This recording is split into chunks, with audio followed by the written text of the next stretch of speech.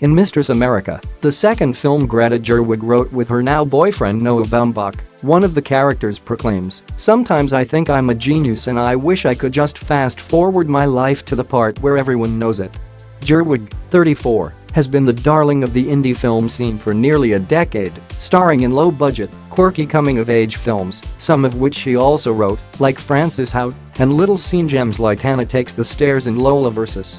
Last year, she ventured into slightly more commercial roles with Jackie, starring Natalie Portman, and 20th Century Women, in which she played opposite Annette Bening. But it wasn't until Gerwig moved behind the camera with this year's Oscar frontrunner Lady Bird that the multi-hyphenate's talent cracked into the mainstream. The film was nominated, was 5 Academy Awards on Tuesday, including Best Picture and Best Director for Gerwig. She's the first woman nominated for the award since Catherine Bigelow won it in 2009 for The Hurt Locker.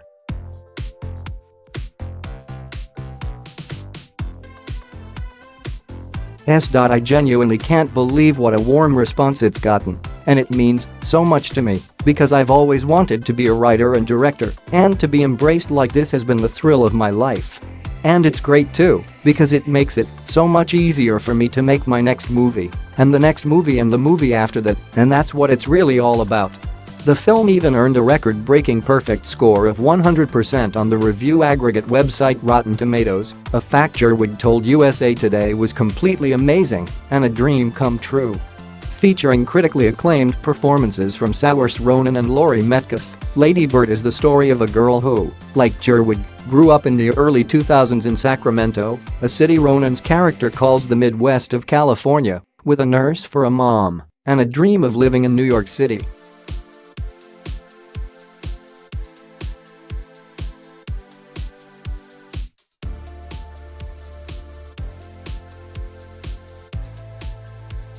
Related video, the stars of Lady Bird loved working with first-time director Greta Gerwig. The film marks Gerwig's solo directorial debut. She co-directed 20,082 Nights and Weekends with Joe Swanberg, and although she never appears in the movie, it includes all the hallmarks of a Gerwig film: precocious young adults, witty dialogue and relatable life experiences that never feel cliché. "I would have thought, if I'd just walked on the set, that she'd been doing this for years and years," Metcalf told You Have working with the young director. "The vibe she set was supportive and collaborative, and calm and easy and funny and stress-free. I can't think of an easier time that I've had working in film." While she had never directed a feature film by herself before Lady Bird, Gerwig told You she's been practicing for this moment for nearly her entire life.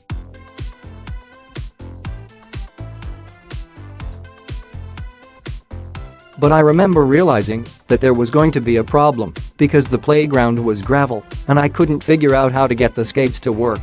Likening directing to running a marathon, Gerwig began writing Lady Bird back in 2013. As she waited to get the film produced, and during the years before, Gerwig was watching and learning from the artists around her. "I think so much of who I am as a director is my experience as an actor and as a writer and producer and other things I've done," she told Slate.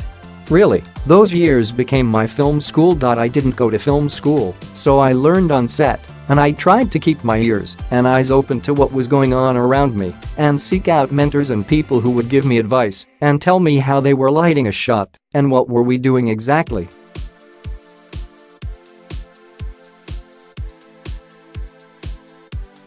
On the first day of shooting Lady Bird, Ronan told Deadline she overheard Gerwig beaming to her cinematographer, "This is the happiest I've ever been in my life."